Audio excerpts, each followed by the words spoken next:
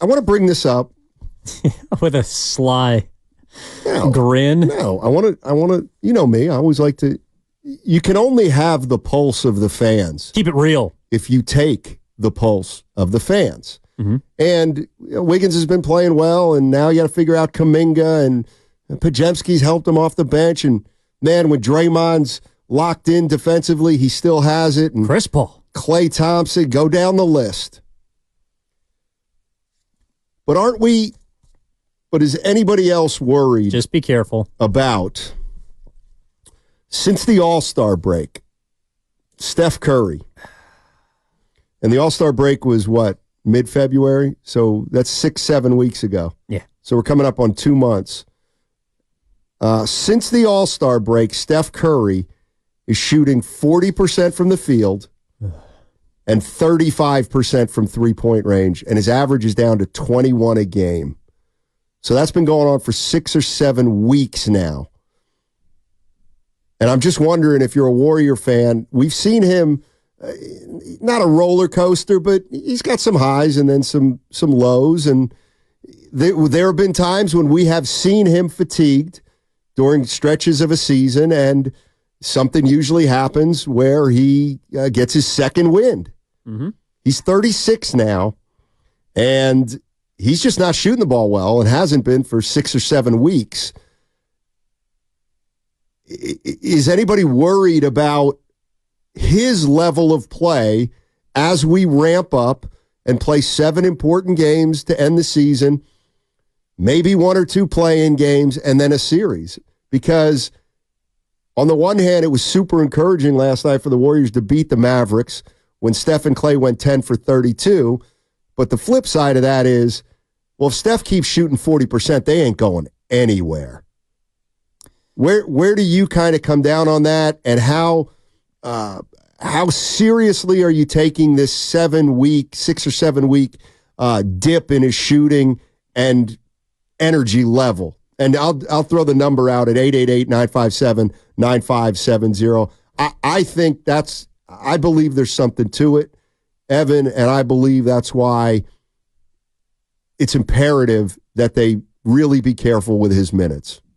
Yeah, especially when you consider that across his career, typically Curry is better after the All-Star break. Like he shoots across his career 2 points better from 3. After the All-Star break, he's slightly higher in terms of his field goal percentage. His points are a bit up. His minutes are about the same. So I know that's a large 15-year sample size, but I think it's for a couple of reasons. Number one, I think it's because he's, like, first and foremost, he's 36 years old. Right. He's played more games this year than he did last year. He's played more games than he did 2 years ago when they won the title. And I also think it might have a little bit to do with how the game's being officiated now. Oh, really? I do. Because we saw last night, for example, it looks to me, Steiny, like they're letting him play a little more, which means that contact in the lane is not going to be rewarded as much.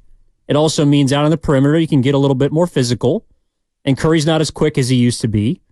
I think that's a reason why we're seeing him shoot more threes and settle for jump shots. Combined with the fact that he's older and is probably a little more worn down at this point in the season than he's been in years past, I think all of those things contribute to him not being as efficient.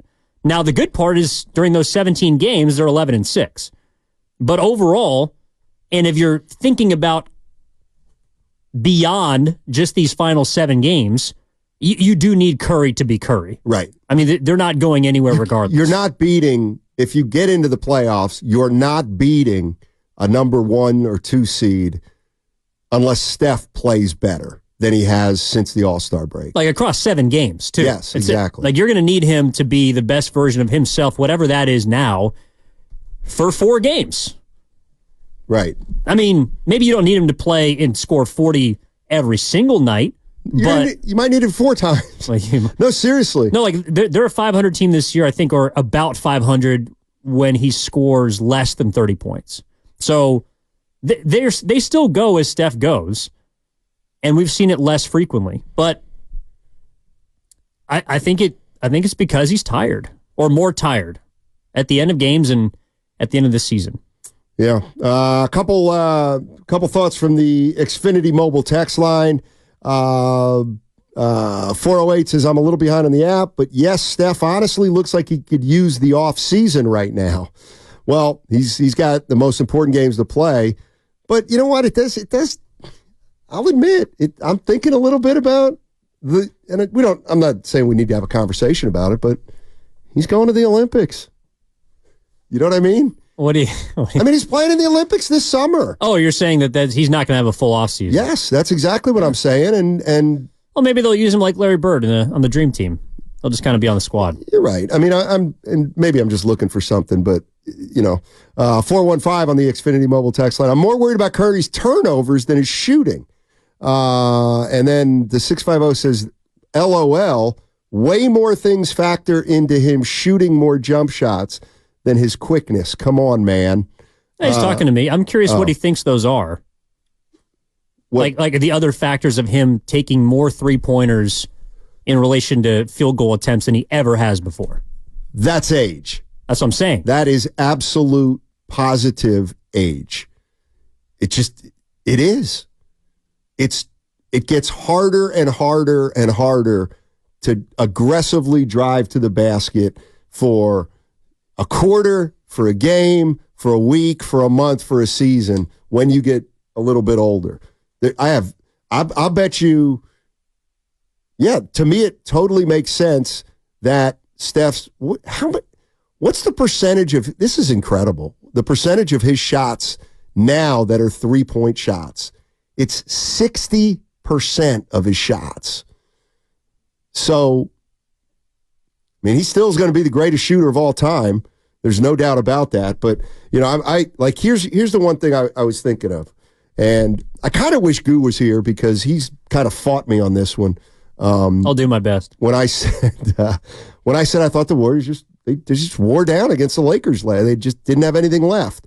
So I'm looking at this to me is the recipe for disaster for the Warriors as the season winds down. And I get it. I'm looking at the minutes played from last year's Lakers series. The minutes played from last year's Lakers series that the Warriors got beaten 6 games. Game 1, Curry played 37.5 minutes, Clay played 37.5 minutes, and Draymond Green played 34 minutes. Okay? Games 2 and 3, those numbers dipped a little bit. Curry was at 30 and 32, Clay was at 32 and 33, and Draymond was at 28 and 23. But then in the last 3 games, that was the loss against Lonnie Walker and the loss in Game 6.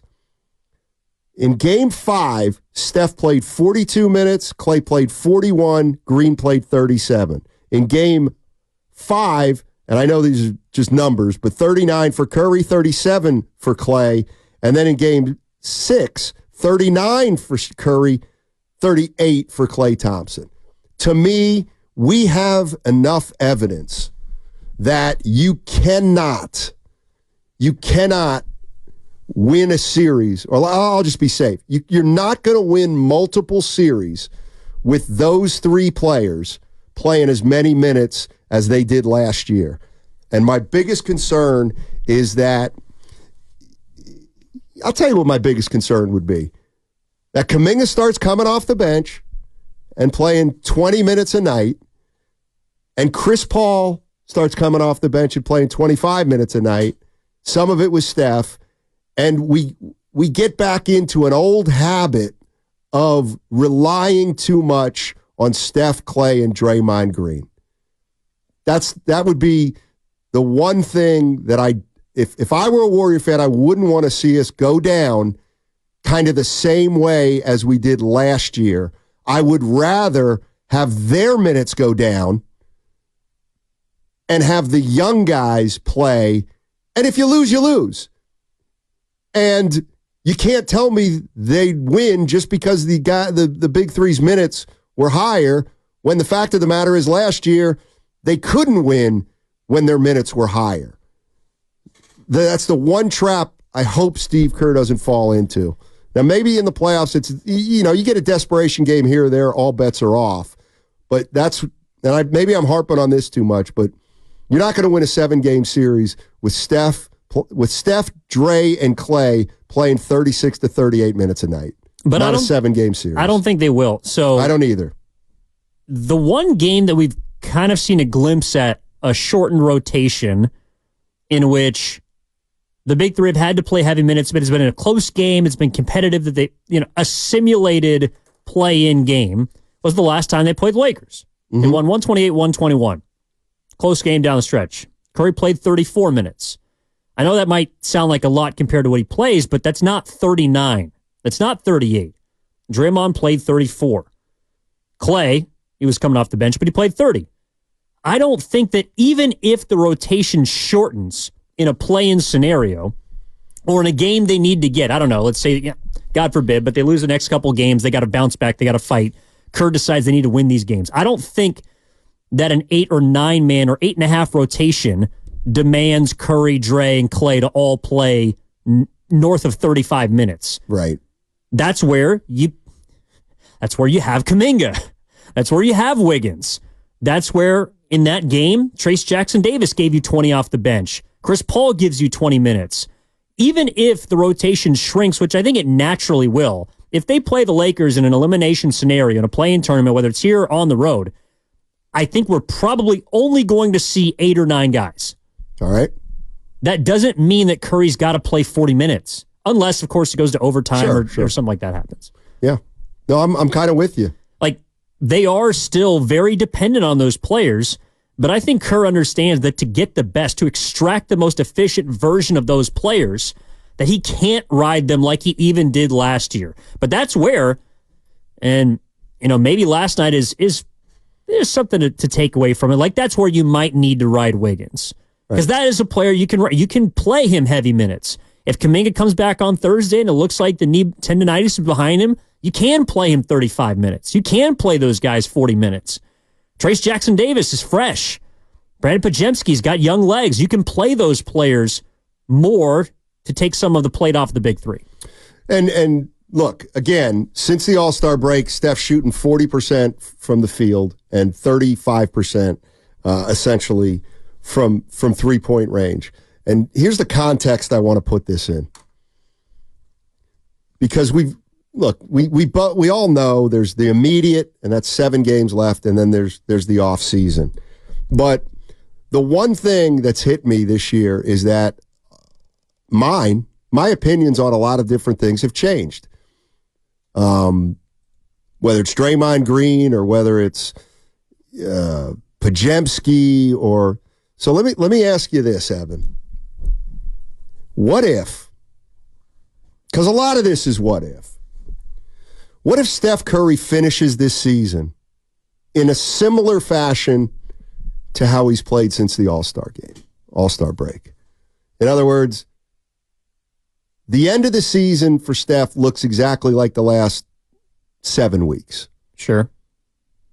Would that impact any of your offseason? I'm not saying trade Steph Curry, but what I'm saying is it possible that if he struggles the rest of this season, that it's fair to say, you know what?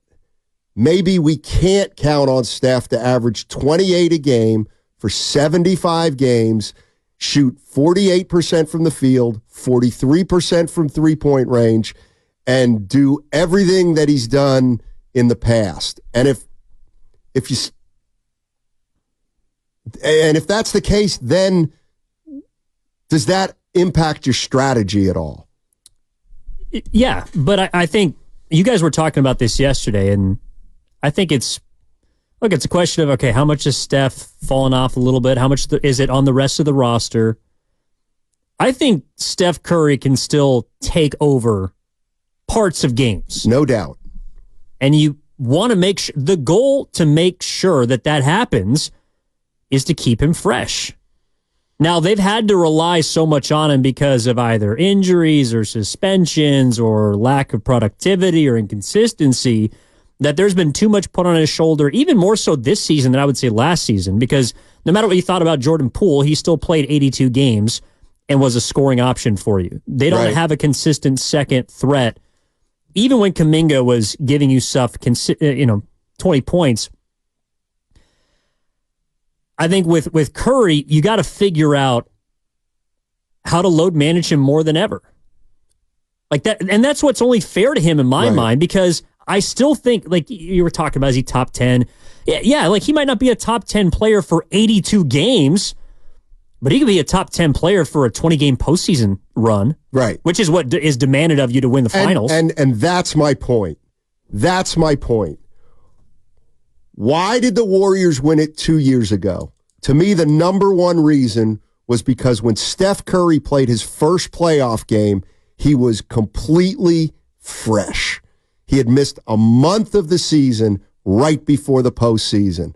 You can't tell, and that was my big picture when I was just starting to look at some numbers and realized that 2 years ago when they won the title, Klay played 32 regular season games, so he had half a season, then the postseason. He was ready to go.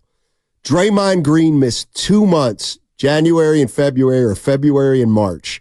Draymond missed 2 months of that season, went into the playoffs fresh. Steph missed the last month of the season, went into the playoffs fresh, and they created magic.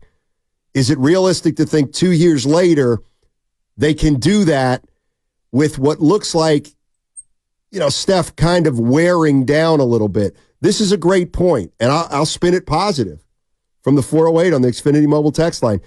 Steiny, they had to play so many minutes last year against the Lakers because Poole wasn't as playable and Kuminga wasn't quite ready. You're right. And that's why this year they have to make sure that that's not the case by using the players who have helped them get to this point all year long. And that's why I think last night's win was really important, because you didn't have to play Steph big minutes. Curry didn't even need to be great offensively. Right. I thought he was competing on the defensive end, and he obviously gives you an immediate threat, and you have to respect him if he's out there. But he only took 5 threes. I know. And I'm trying to figure out why. They must have really tried to take it away from him, which they did, and they forced him to drive, and he wasn't finishing. Yeah, he was ineffective. But the point is, again, that's the first time since 2019 in which the Splash Brothers have not scored more than 15 points, and they've won. Right.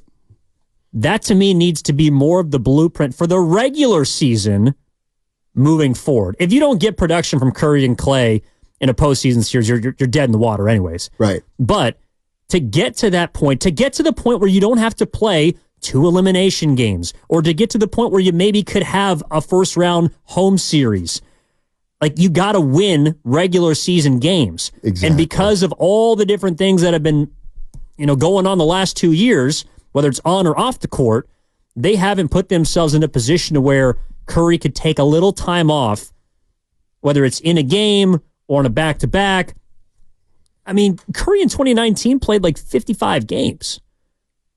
That was in his heyday. Right. So, obviously, in the postseason, he's going to be fresh there. Right. Oh, I see what you're saying. Yeah, I mean, again, sorry, it's 2018. He played 51 games because he was hurt a lot. But you know what I'm saying? Like, yes, I do know what you're saying. And they were still able to win 55 games that year. Right. And let's just look at this team right now and those players. Steph looks fatigued. He's played a whole year. Klay, that's more middling for Klay, but I think he's feeling the effects of age too. But look who's playing great right now. Draymond Green. You don't think it has anything to do with the fact that he missed 25 games? Of course it does. That's why the most important thing for the Warriors is to make sure these guys get enough rest and don't play too many minutes, so when they have to play their most important game or games or series, they have a fighting chance, because these guys